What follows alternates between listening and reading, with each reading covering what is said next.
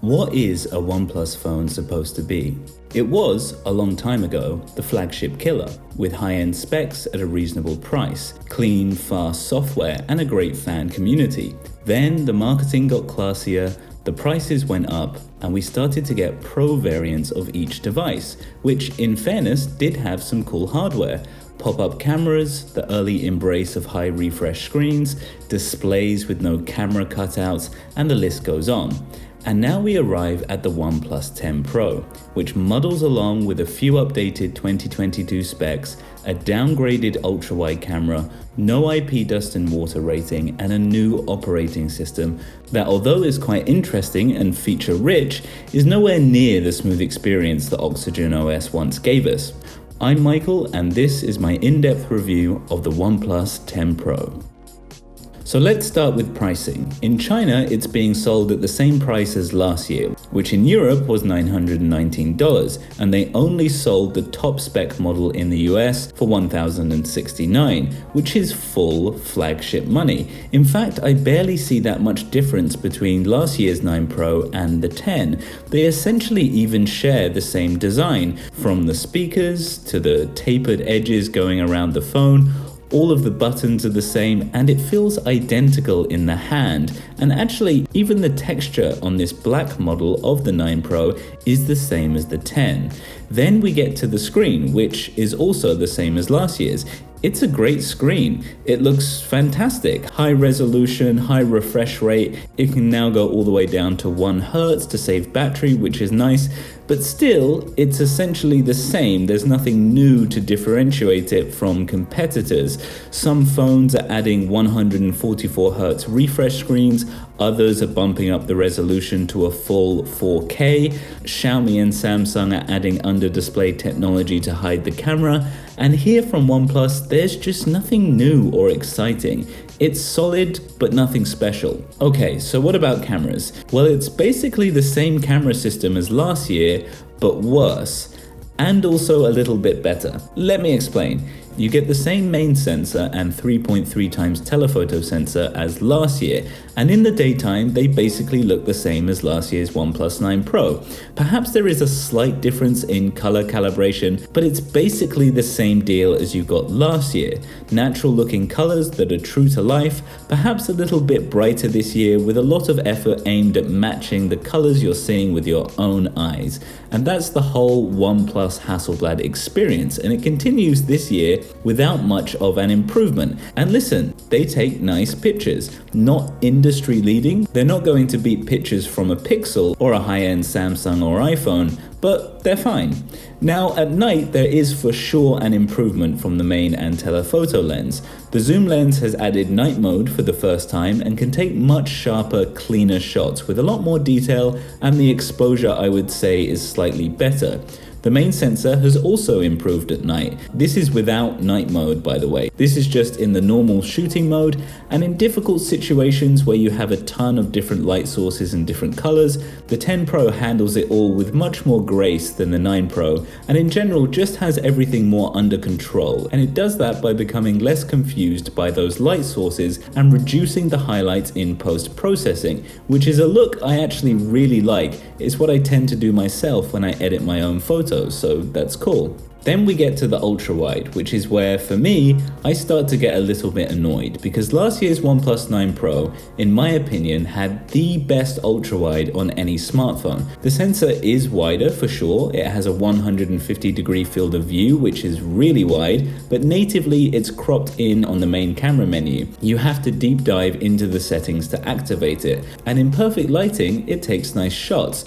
Perhaps there is a little bit more warping around the edges over last year's model, but on the whole it's fine. It's not until we start to lose light that things really take a nosedive in the most disappointing of ways.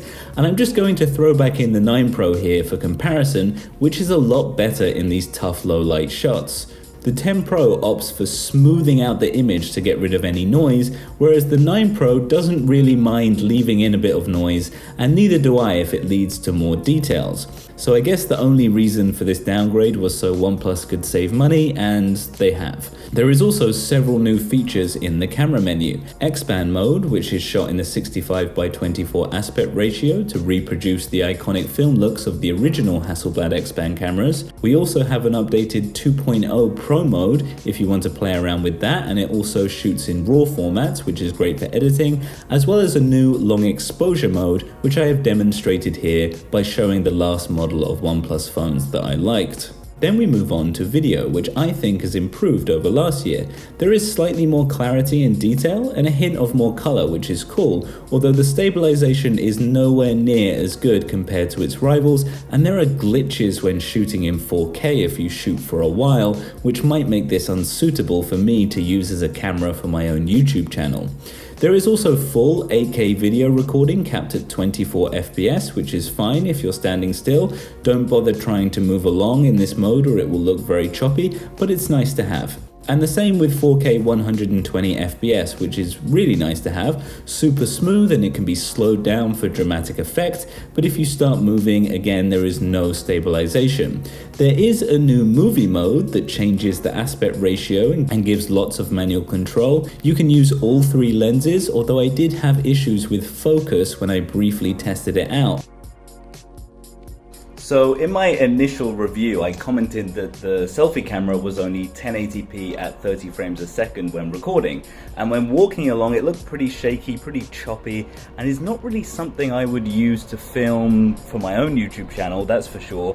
And I looked in the settings, I couldn't find anything, there's been no updates, and it's really weird. A flagship phone, probably costing around $1,000 in the US and in Europe, would not have 4K selfie video recording. And finally, selfie shots are actually pretty good. They doubled the resolution this year from 16 megapixels to 32, although be sure to turn off the beauty mode or you'll end up looking like a Disney character. Okay, so cameras, minor upgrades, /downgrades, /instabilities. It's not great. Okay, let's talk about something that has improved, which is the battery, which has gone up to 5,000 milliamp hours. Last year's 9 Pro was terrible. I was getting 4.5 hours of screen on time, and now on the 10 Pro, if I don't do anything intensive, I can get around 6.5 hours, which is okay. But if I push the phone with gaming or camera work, it did go down quite a bit. It also comes with 80-watt wired charging, which got the phone to 63% in 15 minutes and 100% in 31 minutes, which is pretty fast. And it's powerful enough to charge my 15-inch MacBook Pro, which is awesome. The only thing with the charging this year is that clearly OnePlus have just used Oppo's charging brick. Oppo is literally printed on the front, and for some reason OnePlus have ditched the USB-C end at the charging brick and replaced it with USB-A, which is really odd and annoying. There is also 50-watt fast wireless charging, although you do need to buy OnePlus's special wireless charger to use that. Also, standard upgrade for a new year is a new chip. This time it's the Snapdragon 8 Gen 1, which is 20% more powerful and 30% more power efficient, which is nice.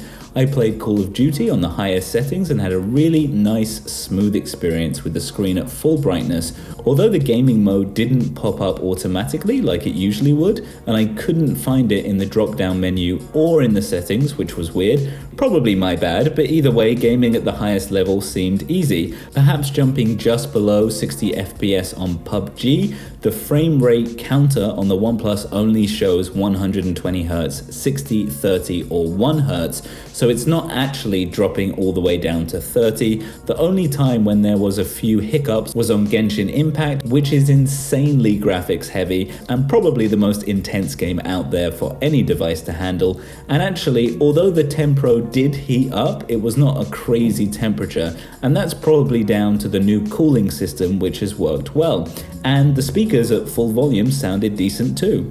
It scored a massive 968,000 points when I ran it through Antutu Benchmark, basically beating nearly every other smartphone that has ever existed in CPU and GPU performance. And it also comes with 256 gigabytes of storage and 12 gigabytes of RAM for the top end model. I actually have the 8 gigabytes of RAM model, and there is an option to add more RAM through using the storage, which I have turned on.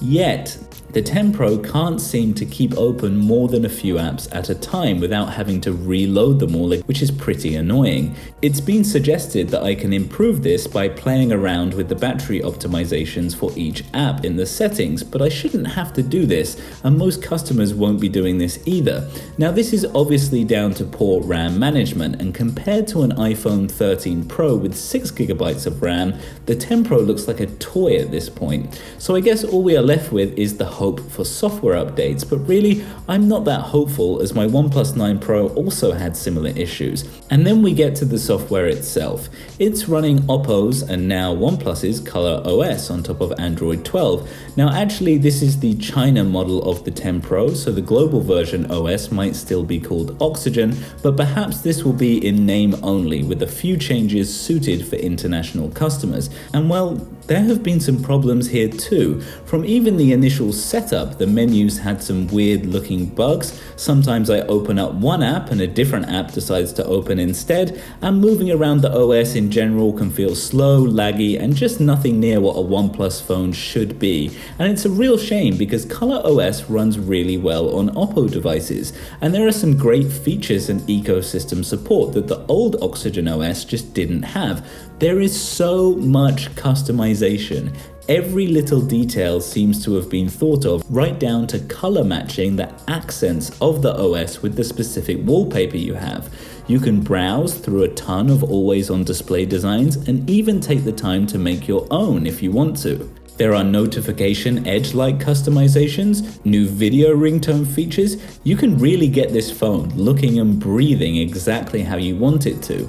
There are also loads of cool tricks like floating window apps, a dual screen mode. There's a pull-out translation software feature where you can actually keep the widget on screen and translate basically everything that comes up on the display, which is awesome for me living in China, and a load more eco support with OnePlus's own native apps such as the Health app, Family Sharing app, Phone Manager, and real cloud integration.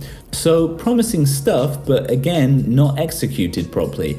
And that might seem harsh after only 1 week, but these problems have been going on for a while, and my old OnePlus 9 Pro actually got worse in time, so a few smaller things of note. The under-display fingerprint scanner is optical and works really fast, although I wish it would cover a slightly bigger area. Face unlock is also lightning fast and accurate, although it is just a 2D scan, so no payment or banking actions can go on here.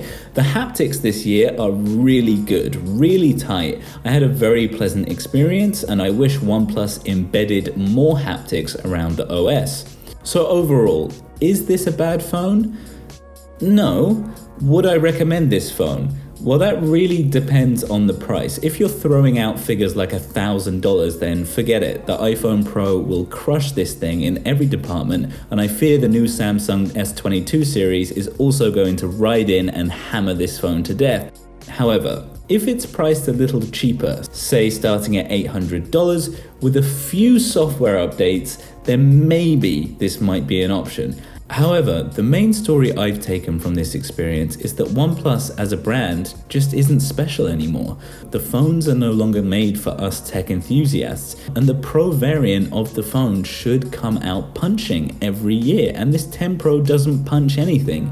There's always next year, and there's always the next video, so be sure to subscribe to the channel and help me out by smashing that like button. And I will put a link in the description for the video I made last month about the OnePlus 8T after 1 year, and how much I love that phone and issues I faced with the 9 Pro.